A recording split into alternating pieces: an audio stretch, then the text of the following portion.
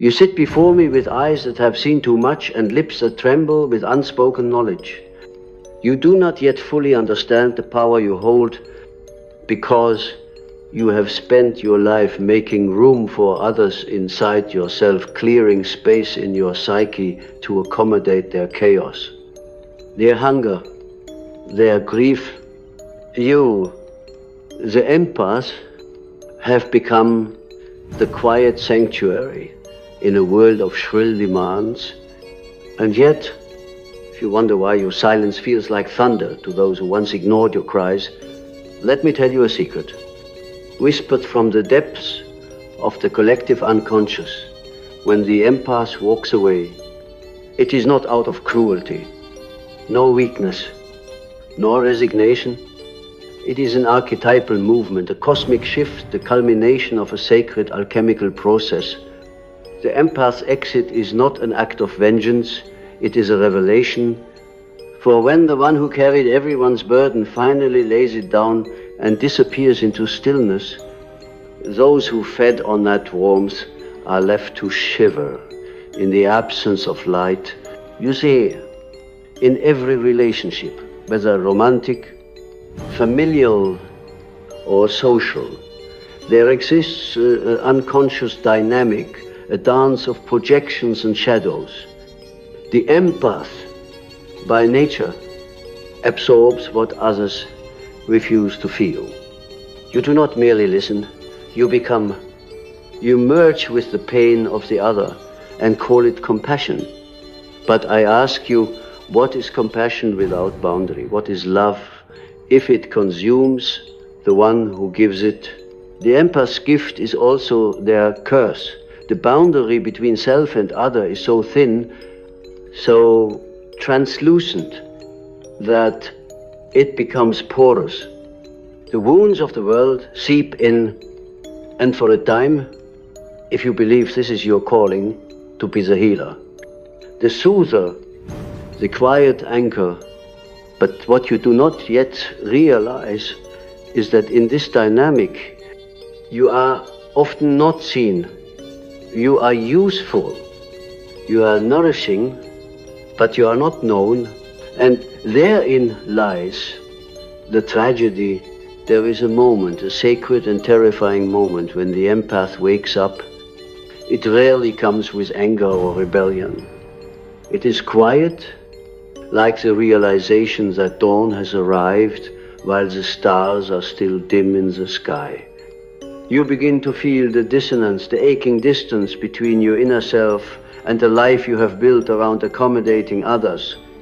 You begin to hear a voice from deep within. It is not loud, but it is ancient, and it says simply enough, this voice does not speak from the ego. It is the self, what I have called the totality of the psyche, the union of conscious and unconscious, of light and shadow. When the self begins to stir, when the soul becomes weary of fragmentation, you can no longer betray your inner truth to sustain external harmony. You must withdraw, not out of punishment, but out of necessity. The soul requires integration, and integration demands solitude. To those around you, this exit appears sudden. They do not see the inner earthquakes that have preceded it, the years of suppressed pain, the tiny deaths of your authentic self. To them, you were always available, always forgiving, always kind. Your absence feels violent because it disrupts the illusion. It exposes the imbalance, and the empath, once invisible, becomes a mirror. But this is where the revenge lies, not in cruelty, but in clarity. When you leave, you remove the anesthesia. Those who once leaned on your emotional labor must now confront the void.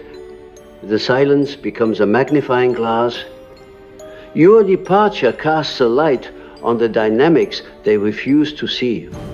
It is not your intention to hurt, but your awakening forces them to witness their own shadow. Do you understand now? The empath's quiet exit is not an act of ego, it is the soul's return to itself. It is the moment when the unconscious contract, I will carry your pain if you love me, is torn up. And when that contract dissolves, the entire architecture of the relationship crumbles.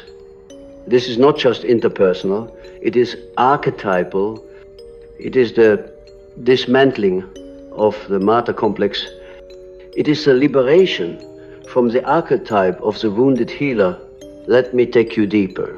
Imagine a dream. You are in a house with many rooms, each one filled with people asking something of you. One needs comfort, another weeps, another rages, and you, with open arms, move from room to room, absorbing, soothing, fixing. But one day, you notice a door you had never seen before. It is small, almost hidden, and behind it is a staircase leading downward. You follow it. You descend into the basement, where no one waits for you, where no one calls your name. It is cold, it is silent, and for the first time you hear your own breathing. You see a mirror on the wall. You do not recognize the face. It is tired, but beneath the weariness is something more, something fierce, something eternal. You lean in, and the image whispers, "Come back to me." That is the moment of individuation, the sacred turning inward. The house above will collapse without your tending. Yes, the voices will call for you, but you do not return. You close the basement door and begin the real work, the integration of your true self. This descent is not a fall, it is a pilgrimage. The empath's exit is a descent into the self, and the world, accustomed to your selflessness, mistakes your sacred journey for betrayal. Now, let us speak of shadow. Every person you saved projected their wounds onto you. Every soul you soothed used you as a vessel for what they could not bear to carry. But you also played a role. You accepted the projection. You took it as a form of meaning in their pain. You found your purpose. But this was not love. It was a contract born of the wounded child within you, who long ago learned that to be loved, one must be useful. To leave is to reclaim your soul from this ancient lie. And when you do, the archetypes begin to shift. The healer must become the healed. The giver must receive. The mirror must reflect inward. This reversal causes disruption in the psyche of those who once depended on you. They are forced to meet parts of themselves they had disowned, and some will hate you for it. They will call your exit betrayal. They will rewrite the story so that you become the villain. Let them. Do not argue. Do not explain. Silence is the language of transformation. When you walk away without a scene, without a scream, without a final plea, you break the spell. You refuse to perform the role. You become something terrifying to those still asleep, someone who no longer needs to be needed. And this, my dear empath, is your liberation. But beware, the loneliness that follows is real. You are not merely leaving others, you are leaving a version of yourself, the one who believed that love must be earned, the one who mistook sacrifice for connection. That self will grieve. Let it Do not rush to fill the emptiness, for in that void, something sacred grows. You begin to dream differently. The symbols change. No longer are you chased or devoured. You begin to fly. You meet animals who speak. You walk through forests, untouched by human sorrow. These dreams are not fantasy. They are messages from the unconscious. They signal that the psyche is healing, that your soul, long silenced, is singing again, and in waking life you will notice strange shifts. The people who once trained you no longer find you. You become invisible to those who fed on your light. You attract silence solely to the synchronicity, and perhaps for the first time you begin to feel peace, not the peace of pleasing others, but the peace of knowing yourself. This then is the brutal revenge of the empath. Not rage, not confrontation, not punishment, but absence. A holy absence that forces others to confront themselves. A withdrawal so complete that it becomes a mirror, and in that mirror they see their hunger, they see the imbalance, they see the truth. But more importantly, you see yourself, and that, dear soul, is the beginning of everything. As you sit with this new silence, this wide, echoing spaciousness, you may feel unmoored, like a child who has wandered too far from the village fire. You have spent your life tending that fire, keeping it burning for others, feeding it with your spirit. But now you are in the dark woods, alone, and the stars are the only witnesses. Do not mistake this solitude for abandonment. It is the sacred wilderness of the soul. You must understand, every time you said yes when your body whispered no, you split from yourself. Every time you offered comfort while your own heart ached, you fractured a little deeper. Every time you absorbed someone else's pain in order to avoid conflict, you carved space out of your being and filled it with what was not yours. These were not small wounds. They were death by 1,000 soul cuts. And yet, no one saw them bleed. Now that you've withdrawn, now that your exit echoes louder than your presence ever did, those same people begin to feel the absence.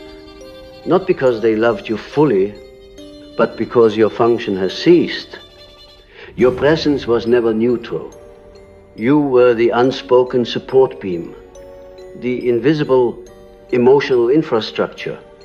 And now, with you gone, the whole architecture begins to crack.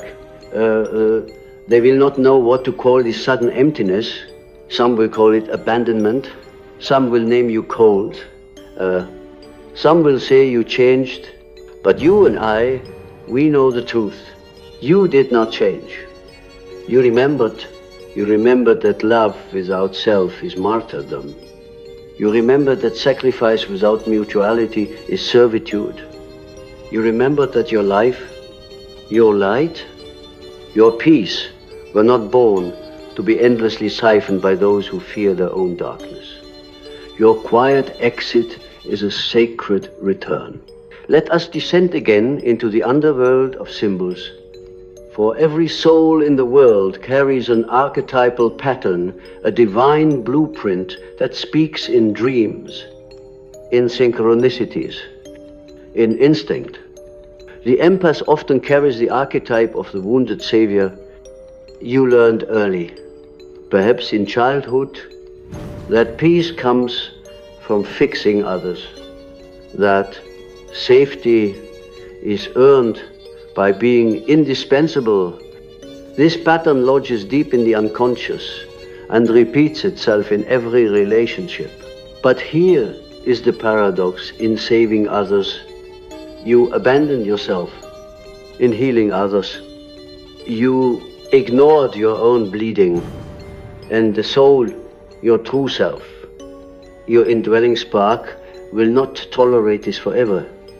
It will begin to rebel, first in whispers, then in dreams, then in breakdowns that feel like betrayal, but are actually breakthroughs.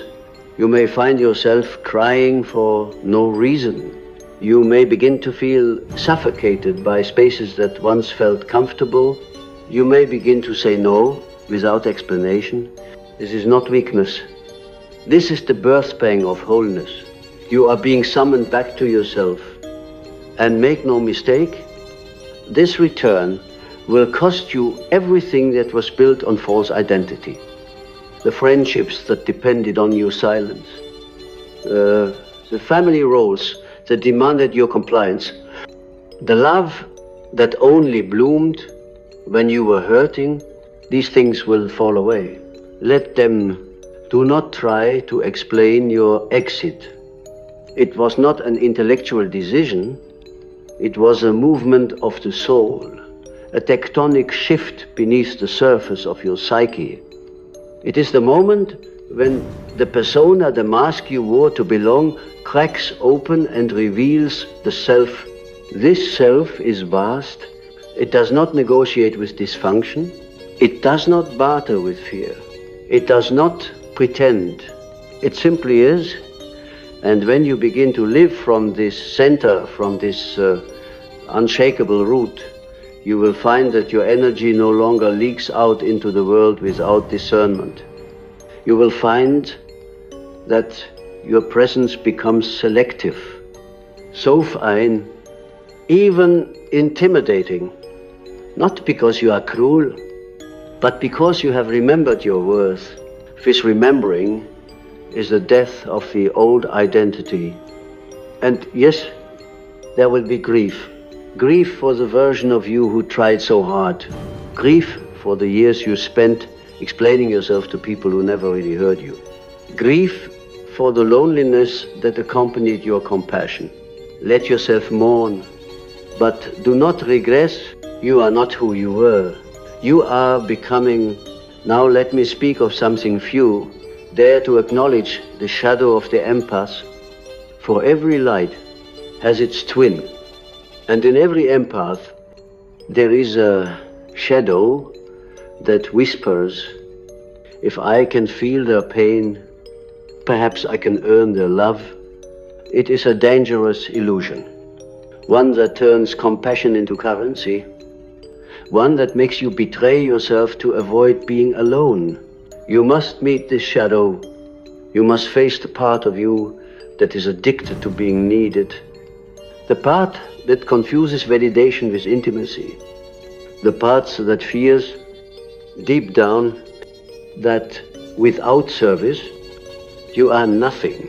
This is not an easy confrontation, but it is essential, because if you do not meet your shadow, you will continue to recreate the very dynamics that drain you. You will leave one taker and attract another. You will end one-sided bond only to step into the next. Not because you are doomed, but because the unconscious is seeking completion.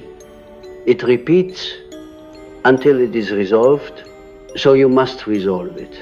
You must draw the boundary not only with others, but within yourself. You must declare, I will no longer offer my soul in exchange for scraps of affection. You must be willing to feel the emptiness without rushing to fill it with someone else's chaos. Only then does true transformation begin. There is a concept in alchemy called the nigredo, the blackening, the dark night of the soul. It is the phase where all structure dissolves, where the old identity dies and the new has not yet emerged. It is terrifying. It is necessary, and you, in your exit, have entered this phase, you are no longer who you were, but you are not yet who you are becoming. You are molten. You are becoming sacred fire. And yes, those who benefited from your old form will panic. They will try to lure you back with guilt, with accusation, with sudden affection. They will say, you've changed. You must say, yes, thank God. They will say, you used to be so kind. You must say, I am still kind, but now I am kind to myself first. They will say, I need you. You must say, I needed me too and I was gone too long. This is not cruelty. This is clarity. And clarity to those who live in illusion will always feel like betrayal. But do not let that stop you. For every step you take toward your own center, the world becomes more real. Your vision clears. Your body relaxes. Your dreams speak louder. You begin to recognize true resonance, not just comfort, not just familiarity, but truth. You begin to call back the parts of yourself you exiled in order to survive. The wildness, the rage, the joy, the intuition. You are no longer a container for everyone else's story. You are the author of your own, and you begin to write it not with words, but with choices, with silence, with boundaries, with presence. You no longer plead to be seen. You simply are, and those who can meet you in that authenticity, those who do not require your betrayal in order to love you, will begin to appear. But first, the silence, first, the stillness, first, the shedding. That is why your quiet exit is so powerful. It is not an end. It is a beginning. It is the initiation of the empath into the realm of the sovereign soul. And yes, it will break the illusions others held about you. Yes, it will expose their dependency. Yes, it may feel like violence to those who only knew how to relate through control. But you cannot protect their illusion at the cost of your reality. You cannot be their fantasy.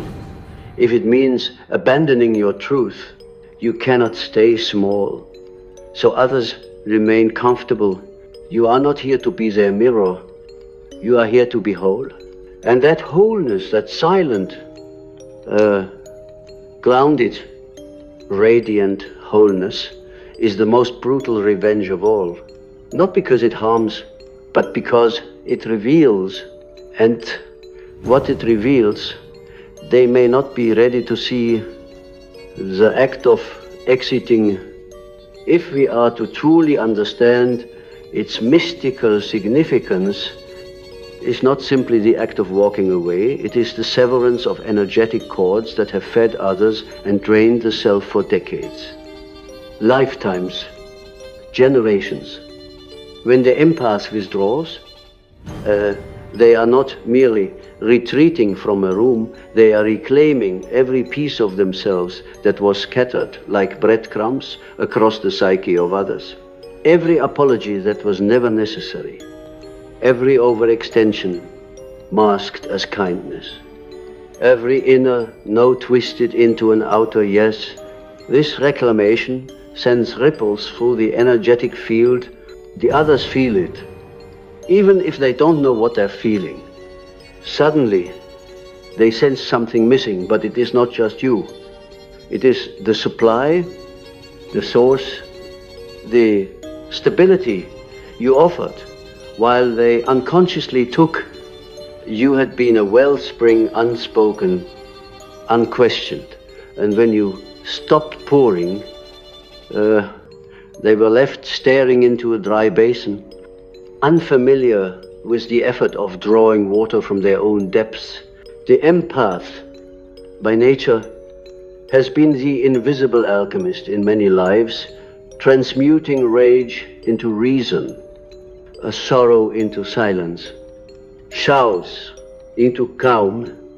But this was a silent spellwork, one you performed without acknowledgement, without protection, without balance. It was noble, yes, but it was unsustainable. Even Christ, even the bodhisattvas, even the shamans of old retreated into solitude to commune with the divine. What's right? Then do you deny yourself the same? And so the empath exits not to punish, but to restore sacred equilibrium, to return to the cave of the self, to remember the origin of the light they so generously gave away. But the cave is not comfortable. It is not adorned with praise or recognition. It is not lined with the voices that once clapped for your compassion. No, the cave is silent, and in that silence you begin to hear the voices you buried long ago.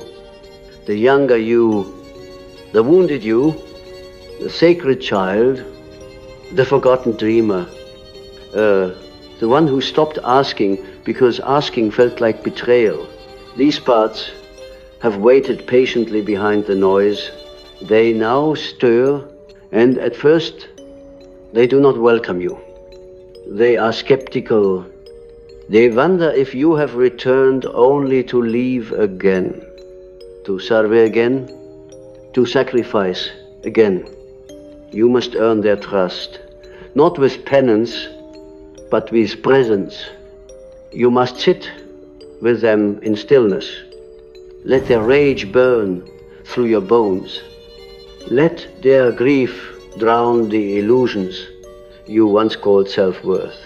This is the true initiation, to no longer find identity in being useful, to no longer find safety in invisibility, to no longer mistake enmeshment for intimacy. You begin to reorient around your own center.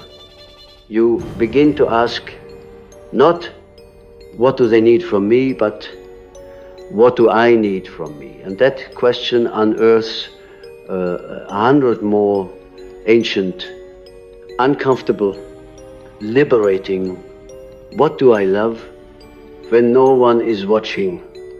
What soothes me when no one is clapping? Who am I when I am not performing the role of the empath?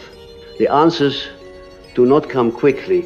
They emerge slowly, like forgotten gods rising from the unconscious ocean, and with them comes grief, not just for the people you've left, but for the self you left behind. The self who waited, the self who whispered boundaries and was ignored, the self who curled in corners after offering too much. That self deserves mourning.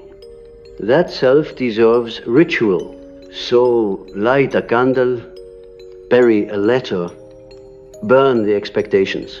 Let the past know you are no longer available for self-abandonment.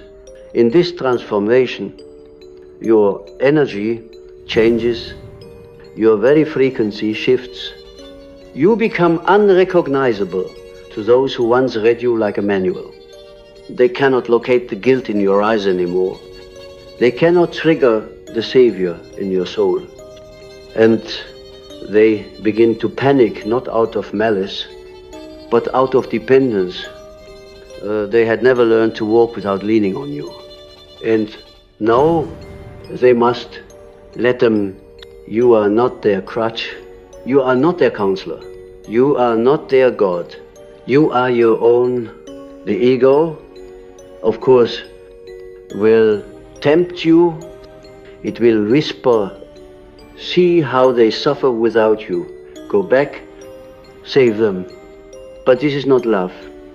This is control in the clothing of care, and you must resist the seduction of being needed, not because it is wrong to help, but because you must first learn to help without losing yourself. That is the difference between love and servitude. Love says, I am with you, and I am still myself. Servitude says, I disappear, so you can be okay. And your soul has chosen the path of love. This is the slow unveiling of power. True power, not domination. Not manipulation, but sovereignty. The power to be whole in the presence of others. The power to feel their feelings without absorbing them. The power to say yes when it is true, and no when it is kind. That is the empath's final form. Not the healer addicted to healing, but the mystic who walks in wholeness. But before you rise, you must go through the fire. Not the fire of others' expectations, but your own. You must watch as the false self, the agreeable one, the overly accommodating one, the peacekeeper burns. You must not flinch. You must stand in the flames and whisper, I bless the ashes. And in those ashes, you will find gold. Jungian alchemy is not metaphor alone. It is psychic reality. The calcination, the dissolution, the coagulation of soul, and your journey from empathic matter to embodied self is the very blueprint of that alchemy. You are dissolving the false metal of people-pleasing into the pure gold of soul. This gold is not loud. It does not beg to be seen. It simply shines, and it repels what once drained you. Takers sense the shift. They do not understand it, but they feel it. They no longer reach for you with the same ease. Your boundaries, once invisible, are now energetic walls. Your silence, once mistaken for passivity, now speaks of power. And some will lash out, accusing you of hardness, but you are not hard. You are clear. Clarity is not cruelty. It is just rare. And because it is rare, it feels brutal to those who confuse access with entitlement. This, again, is why your quiet exit wounds so deeply. Not because you wounded anyone, but because your wholeness exposes their fractures. Your refusal to play the role forces them to meet themselves. And that meeting, for some, will be unbearable. You cannot prevent it. You must not. For just as you had to face your shadows to become free, so must they. You cannot carry them across the threshold. You can only walk it first, torch in hand, and trust that your light will inspire, not rescue them. And perhaps one day they will do the same for someone else. But that is not your responsibility. Your responsibility is you, and in choosing yourself, you offer the world the highest gift, not your compliance, not your sacrifice, but your example.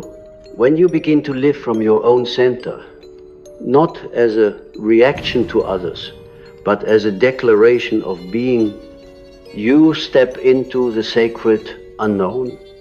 The empath, once shackled to the moods, needs, and wounds of others, now becomes a sovereign agent of transformation, not through effort, but through embodiment. The quiet exit was never about punishment. It was always about permission. The permission to be real, to be whole, to be free, and yet the world resists such liberation. Society teaches that the highest form of goodness is self-erasure. That kindness means compliance. That love demands exhaustion. But this is a distortion of the divine. True love, rooted in the self, is fierce. It has teeth. It bites through illusion. It protects its own flame so that it may warm without being extinguished. You, dear soul, are no longer interested in playing the savior. You have seen where that path leads to burnout, to resentment, to invisibility. You now choose the path of the sacred witness. You no longer dive into the ocean to rescue the drowning. You stand firmly on shore, anchored in your own breath, extending your hand only to those who wish to rise by their own will. This shift is not subtle, it is seismic, and those who have built their sense of safety on your availability will feel the aftershocks. But remember, just because they feel discomfort does not mean you owe them relief. Just because they accuse you of abandonment does not mean you have betrayed anyone. You have simply stopped betraying yourself. There will be moments, even in this new state of being, when guilt tries to slither back in. It will disguise itself as compassion. It will whisper, they need you. But you must ask, which part of me is being spoken to? Is it the healed self, or the wounded child who still fears being unloved? Is it my soul or my shadow in search of identity? This is the great work, what the alchemist called the magnum opus, to purify the self of false obligation, to extract gold from sorrow, to claim the divine inheritance of your own life. And make no mistake, this inheritance is radical. It dares to say, my energy is sacred, my time is finite, my soul is not on the altar of anyone's comfort. This kind of empowerment will unsettle the collective unconscious. The culture of self-denial will label it selfish. But this is because most do not know what it means to be whole. They confuse martyrdom with virtue. They do not see that when you serve from depletion, you are offering others your wound, not your wisdom. So let the wound close, let the silence grow fertile. Let the absence speak louder than your presence ever did. It is here, in this vast interior field, that a new archetype awakens the sovereign empath, no longer defined by the needs of others, but by the truth within. This empath still feels deeply, but now filters what is theirs to carry. This empath still loves fully, but now chooses where that love flows. This empath no longer waits to be invited to the table. They build their own, and from this wholeness, revenge transforms into revelation.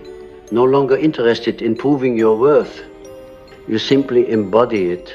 No longer driven by the need to be chosen, you choose yourself. No longer haunted by the fear of being too much or not enough, you become what you are without apology. And the world shifts, not all at once, not loudly, but in the quiet, tectonic way that empires crumble and forests reclaim cities. You will feel it in your spine, a new alignment. You will feel it in your breath, a deeper rhythm. You will feel it in your relationships, a different clarity. Those who once needed you broken will disappear. Those who only loved you silent will drift, but in their place, something else will arrive. People who see you, who honor you, who do not need you to shrink, to feel secure, who do not need you to ache in order to be close. These people will feel unfamiliar at first. You may even resist them. For so long, love was synonymous with effort, with work, with struggle. Now it feels like ease, and the nervous system, unaccustomed to safety, will want to run. But stay, breathe. Let the body learn the language of peace. This is your reward, not revenge, but resonance, not dominance. But discernement, not applause, but alignment. And yes, there will be days when you miss the chaos, not because it was healthy, but because it was familiar. The nervous system often mistakes suffering for home, but now you have built a new home. One with boundaries as walls and truth as foundation. One where the mirror reflects not the pain of others, but the soul of the self, and you sit within it, not waiting to be needed, but learning to be known. You begin to write again, to paint, to sing, to rest, not because anyone asked you to, but because your being now demands expression. You are no longer a sponge for pain. You are a vessel for beauty, and the same sensitivity that once exhausted you now becomes your compass, your creativity, your magic. You remember dreams you once dismissed. You follow whispers you once ignored. You feel your soul not as a servant, but as a sovereign. And for those who once misunderstood you, who now rage at your absence, who call your quiet exit betrayal, you offer silence, not out of disdain, but because no explanation would ever be enough. You were never what they projected. You were always more. Let them wrestle with the absence. Let them meet their own shadows. Let them go or not. Your path is no longer tied to their awakening. Your exit was the medicine. Your disappearance was the mirror. Your peace is the truth they cannot unsee. And perhaps one day they will rise, not to chase you, but to find themselves. Until then, you walk on not away, but toward your wholeness, toward your voice, toward the holy, radiant, rooted self that always waited beneath the rubble of everyone else's expectations. This Empath is the final alchemy. You were never meant to carry their pain forever. You were meant to remember your own light. And now that you have, nothing will ever be the same. Let the quiet be your revolution. Let your wholeness be your vengeance. Let your peace be your flame. And so it is